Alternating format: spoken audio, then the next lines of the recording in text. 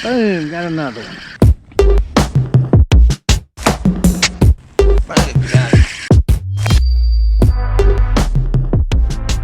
Hey folks, I'm Peter Melhorn. If you're a subscriber, welcome back to the channel. And if you're new, please consider hitting that subscribe button and make sure you hit the bell.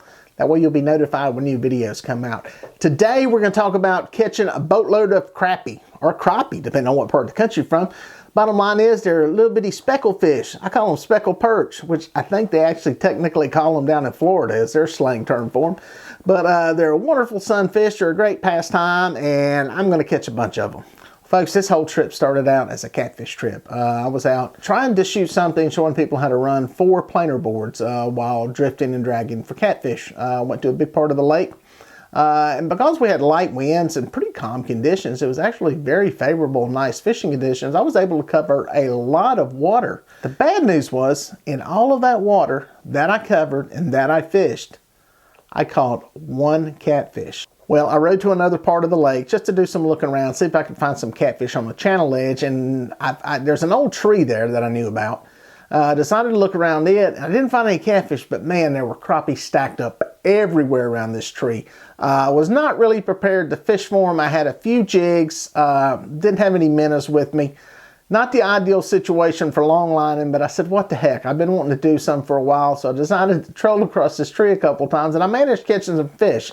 Problem was a very narrow window where these fish were biting, as is expected on a piece of brush like that. So I hit up a buddy of mine, Jeff Manning, who happened to be out there fishing. Got some minnows from him, and I started dropping those on these fish.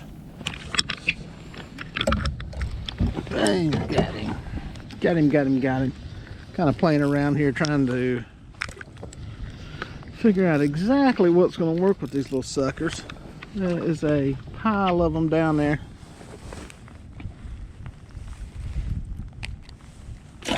There's another one in the tank. Now, I noticed when I was long lining across them, there was a narrow area where I was catching them at. So I kind of had a feeling that that's where I was going to have to find that sweet spot again. I rode over it, looked at them on the sonar, marked exactly where the tree was, and then started fishing around that area. Got him. Sadly, he's in 2 other lines and my buoy marker. That fish is going to come off more than likely. Oh, if he does, he comes off in the boat. Bam. There's me some bait. There is my bait. That's what I was looking for. Now, it took a few tries, took a little bit of trolling around in that area. Remember, I've got that orange buoy in the water. And any of you guys who have not done this, you put that buoy in the water. It's got a weight, sinks down to the bottom.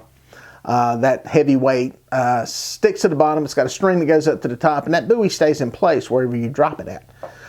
It gave me kind of a reference point. From there, I could kind of realize, hey, I need to be at about a 10 o'clock to that buoy, or 1 o'clock to that buoy, about 15-20 feet off of it. And once I got that kind of dialed in, I could kind of figure out where these fish were hitting at. Boom, got another one. Stop the boat, mark where I'm at. Where am I at? There we go.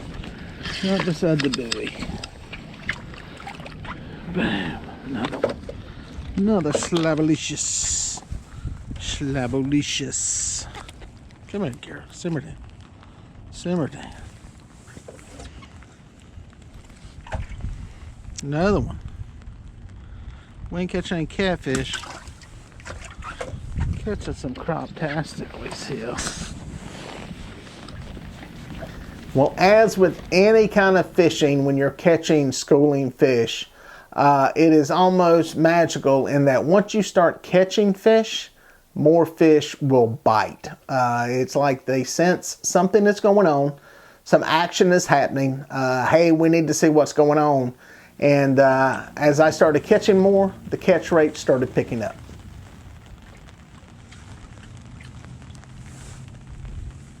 Bang, got another one.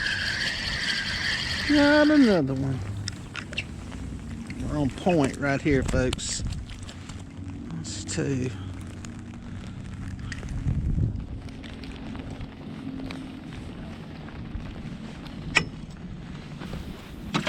Well, if you look back in the water, you can see my orange buoy back there. That's what I dropped in the water. And I caught this fish sitting right there next to that buoy. And I kind of got an idea in relation to where that buoy was as to where the fish were. And that's the area that I started concentrating on. Too far down.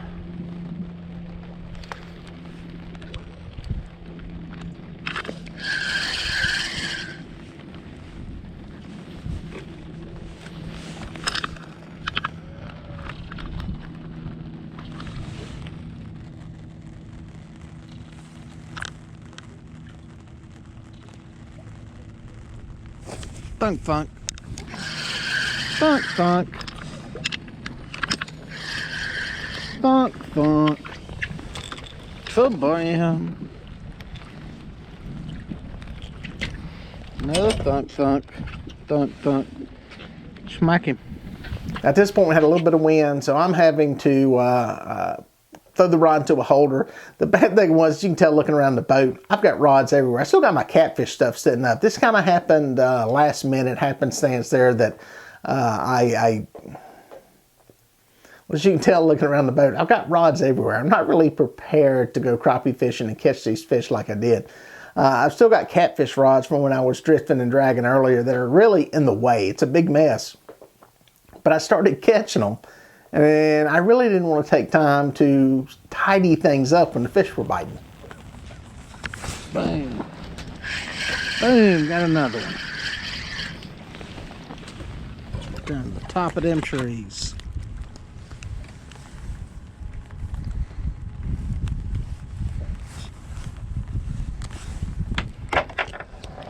Another good legal fish.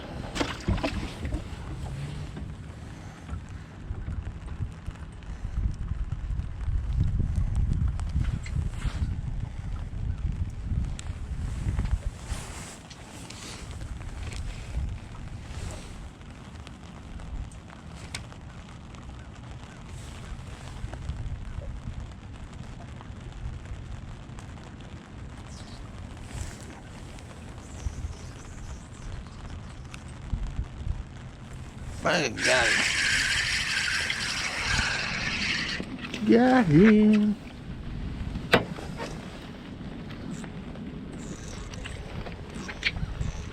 Another one. Now on the lake I was fishing, it's a 20 fish limit with an 8-inch minimum. And normally I get on some crappie and do pretty good and catch 10 or 12 of them. But this time I was catching a bunch of them. I actually had to take a minute to go look at my live well and get a good count on just how many I'd caught.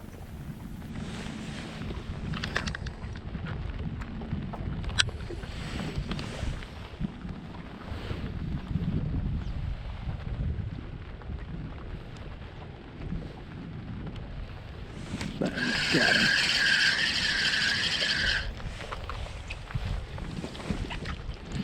Got another one.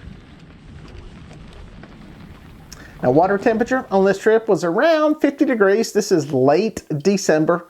Water clarity was good. There was a little bit of mild current, but not that much.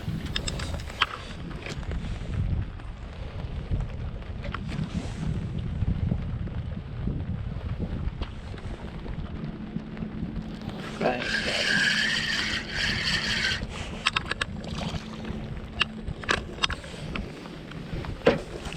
another keeper, quick release.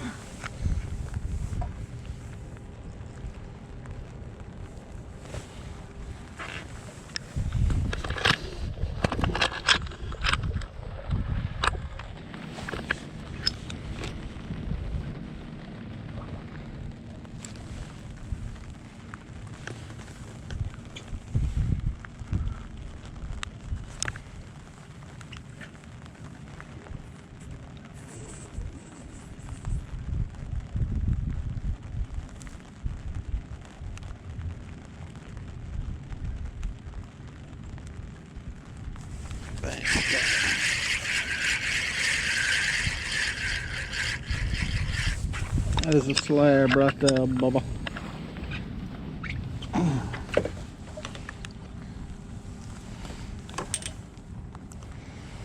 It's a good fish. It's an excellent fish right there.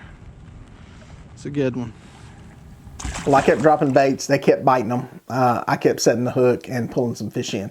The wind had picked up, so I was having to look over my shoulder, check the sonar, look at the place, look at where the buoy was, and try to finagle and keep the boat locked in place. I've got spot lock on my boat, but it's an older initial version of it. It's not very accurate in holding my boat in position. So I was having to do some finagling, putting the rods in the holder, look for a sensitive bite, and boom, reach over, grab it, set the hook, and get a fish in the boat.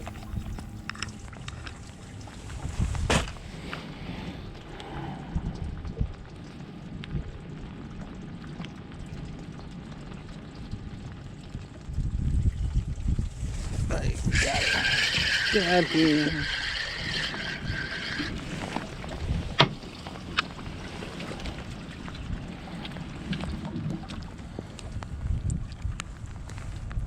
Another good fish. That was a bunch to eat. That was a bunch to eat.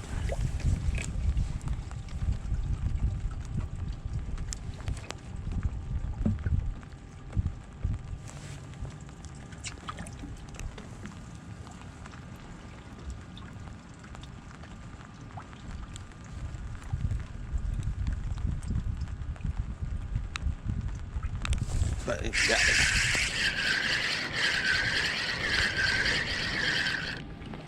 Deuces. I don't get that too often. Oh yeah. Double check the length on that one. Yeah, alright, he's close enough. I'm gonna let him go. Put that one back. Toss this one back too.